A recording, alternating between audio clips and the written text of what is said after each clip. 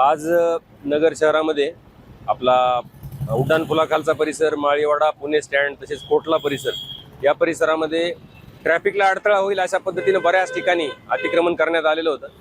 महानगरपालिकेच्या अधिकाऱ्यांच्या मदतीने आणि त्यांच्या सहयोगाने आज ते सर्व अतिक्रमण काढण्यात आलेलं आहे।